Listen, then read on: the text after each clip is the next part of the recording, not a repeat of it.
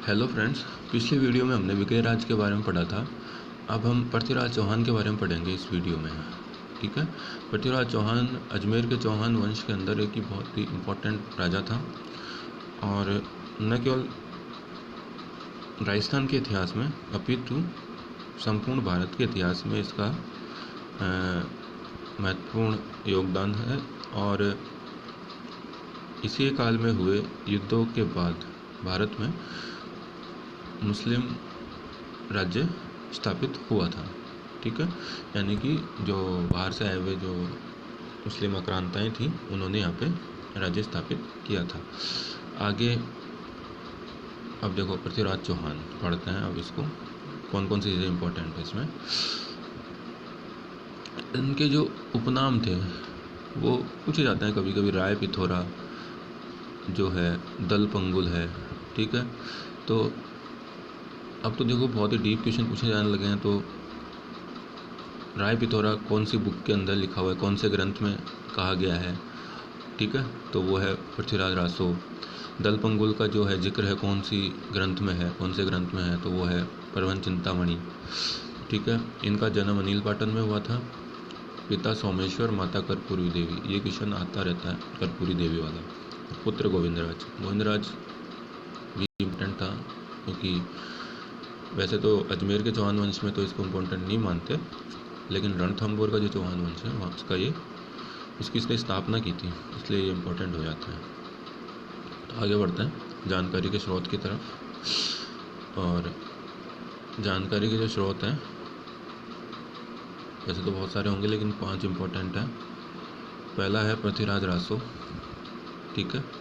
जो किसने लिखी थी? चंद्रवरदाई ने। पृथ्वीराज विजय वो किसने लिखी थी? जननायक ने। प्रबंध चिंतामणि किसने लिखी थी? मेरुदंड ने। और तबा के नासिर एक फारसी ग्रंथ था वो लिखा था मिन्हाज सिराज ने। और ताजुल नासिर हसन निजामी ने। ठीक है। ये क्वेश्चन पूछा जा सकता है कि मिन्हाज सिराज के ग्रंथ का नाम बताइए, तबा के नासिर किसने लिखा था, ताजुल नासिर किसने लिखा था। बाकी मेरुदंड वाला क्वेश्चन तो काफ़ी बार पूछा गया, RS में भी पूछा गया है। ठीक है।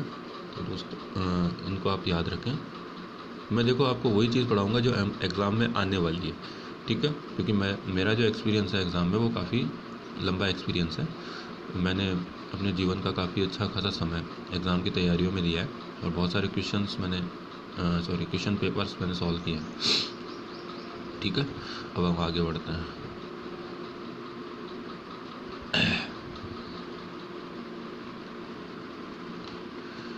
अब इसकी जो तराइन के युद्ध से पहले की जो घटनाएं थी उनके ऊपर अपन थोड़ी नज़र डाल देते हैं। ये क्वेश्चन भी आते रहते हैं। महोबा के एक चंदेल शासक थे परिमार्दी देव। ठीक है। उनको इन्होंने 1182 में परास्त किया था। 1187 में चालुक्य शासक भीम II को परास्त किया था। ठीक है। लेकिन उनके मंत्री जो थे जगदेव प्रतिहार ने दोनों के पक्षों में संधि करवा दी थी। ठीक है। संयोगिता इम्पोर्टेंट हो जाता है, लेकिन इतनी ज़्यादा चर्चा हो गई है संयोगिता की कि सब लोगों को पता है कि संयोगिता की स्टोरी क्या है। जयचंद संयोगिता और पृथ्वीराज चौहान की स्टोरी क्या है। ठीक है। और फिर मोहम्मद गौरी का आक्रमण होता है। ठीक है। तो इसको तराइन का प्रथम युद्ध कहा जाता है जो 1191 के अंदर हुआ था।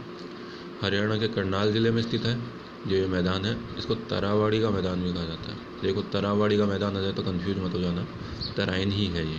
ठीक है।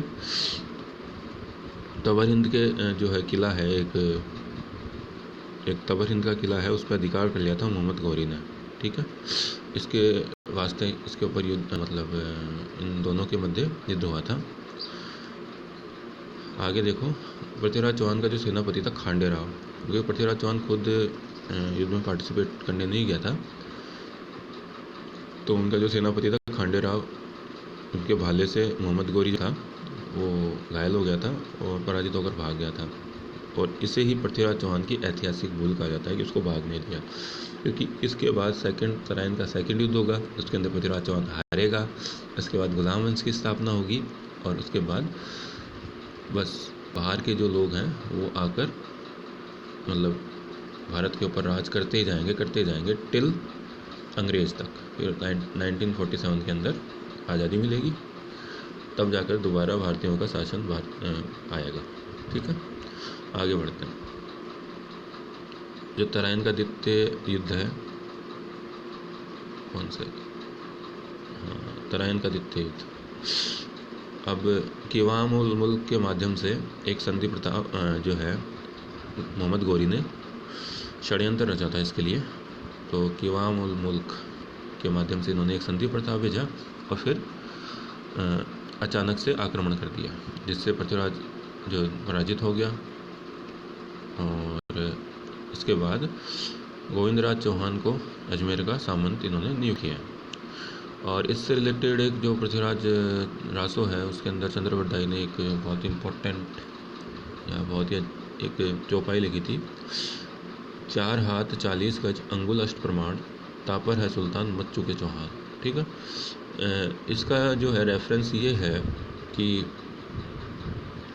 जो तराइन के द्वितीय युद्ध में हारने के बाद पृथ्वीराज चौहान को अफगानिस्तान ले जाया गया था और वहाँ पे उनकी आंखें फोड़ दी गई थी और एक दरबार के अंदर उनको बिठा रखा था। और जहाँ पे उनको बिठा रखा था उसकी राजा की कुर्सी से दूरी थी 4 हाथ 40 गज, अंगुल अष्ट प्रमाण, तापर है सुल्तान मतलब मोहम्मद गोरी। ठीक है, मत चुके चौहान मतलब पृथ्वीराज चौहान को कहा था कि आप चूको मत, आप उसका मतलब कत्ल कर दो। आगे बढ़ते हैं। उसके बाद गोविंदराज चौहान की बात आएगी, जो मैंने आपको पहले ही कहा था। ठीक है, गोविंदराज चौहान है जो पृथ्वीराज चौहान को जो है बेटा था, उसने रणथंभौर का जो चौहान वंश था उसकी स्थापना की थी। क्योंकि वो मोहम्मद गौरी का सामंत बन गया था तो उसका पृथ्वीराज चौहान का भाई जिसका नाम हर्राज चौहान है, उसने गोविंदराज चौहान को वहाँ से भगा दिया था। ठीक है, हटाकर, और खुद ने वापस जो चौहान वंश थी, चौहानों का जो राज है वो स्थापित कर दिया था। फिर 1193 में गौरी के आदेश पर कुतुबुद्दीन ऐबक ने अजमेर पर प्रत्यक्ष मुस्लिम नियंत्रण स्थापित किया तथा हर्राज ने आत्महत्या की। तो दोस्तों, ये प्रत्यक्ष मुस्लिम नियंत्रण जो है ये क्या है, जैसे एक तो था कि इसको सामंत बना दिया गोविंदराज को और इससे टैक्स लेना चालू कर दिया। एक तो ये व्यवस्था हो गई। एक प्रत्येक मुस्लिम नियंत्रण का मतलब है कि अब जो टैक्स लेने का जो काम है ना, वो खुद जो है कुतुबुद्दीन ऐबक अपने कामगारों की तरफ से करवाएगा, कामगारों से करवाएगा। ठीक है, इस तरह से अजमेर के चौहान वंश का अंत होता है। धन्यवाद। जय हिंद, जय भारत।